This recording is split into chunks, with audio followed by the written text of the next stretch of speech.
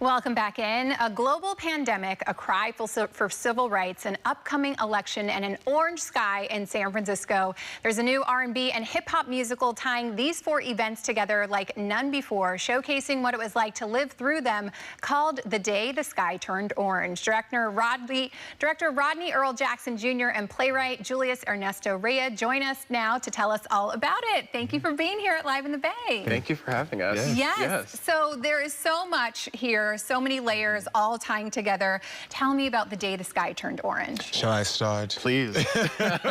Well, who can forget the day the sky turned orange? I feel like when I say those words, everyone I talk to is like, oh, I have a picture in my phone about that day. They're memorializing it.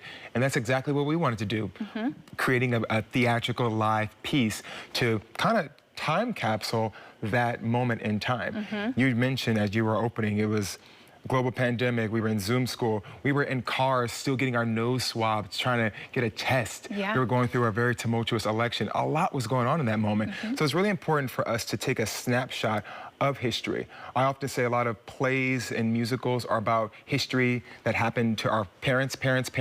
This history happened to us 5 years ago. This is the recent history that we all experience. So we wanted to make a play, a musical about this moment in time so that we wouldn't forget it. Yeah, it really does feel like it was so long ago and like yesterday at the same time. How did you take your experience from that day and those events and turn it into a stage theater play? Yeah, of course. I also want to uplift our musical team, Olivia Cooper-Harris, who was recently on The Voice, and also David Michael Ott.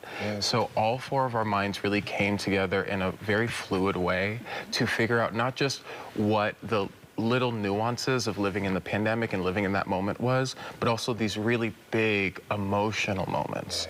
Like, how did it feel to reach out and try to connect with people? How did it feel to really hope for a better day for tomorrow? And how did it feel, honestly, to kind of still be really scared about what was to come?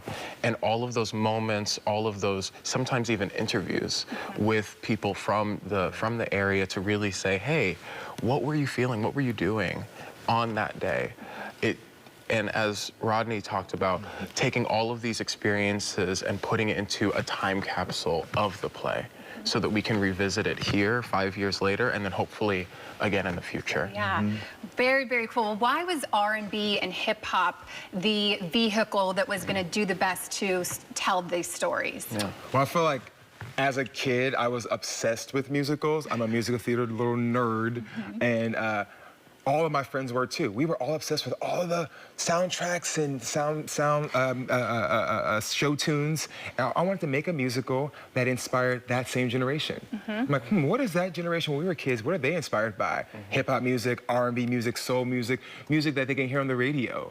You know, and it's very similar to like what Hamilton tried to do. You know, how do we modernize this, but also meet an audience where they are. So our musical has hip-hop influence, R&B influence, soul influence, and that's all like Olivia's world wrapped into this musical to try to tell a story that was going to reach people of this generation. Not just our parents, but people who are in high school right now. Really to charge them to do something. In the beginning, this was like a TED Talk concept album. Let's get the young people charged up and activated about our planet. You know, we're complaining about a lot of tumultuous things in the world, but if we don't have a planet to occupy, we ain't got nothing to complain about. That's very true. Yeah, absolutely. Julius, why should somebody come and see the show? Where's the happiness element to it? You know, people might feel like, I don't want to think about those times, I want to move forward, but why should they come see this show? Well, exactly what you just said is that people need to move forward. People actually need to validate what we all went through.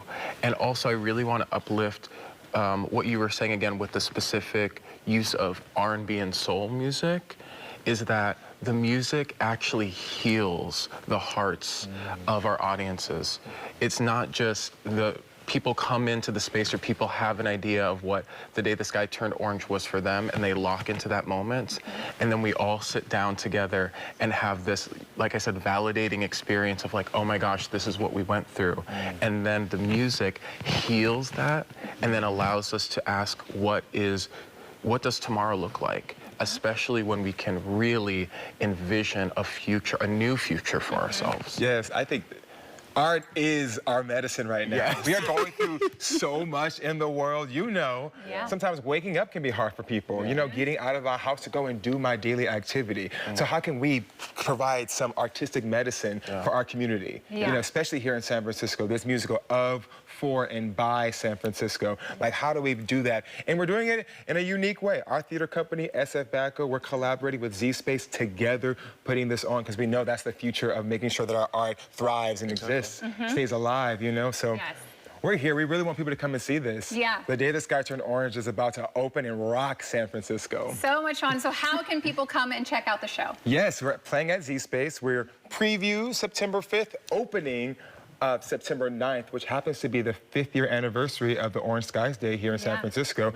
They can go to sfbacco.org/orange or zspace.org/orange to get tickets. Okay, amazing. Well, Rodney and Julius, thank you so much for joining me here. This is going to be incredible. Congrats on all the hard work that you put in, and I just know you're going to have such a successful show.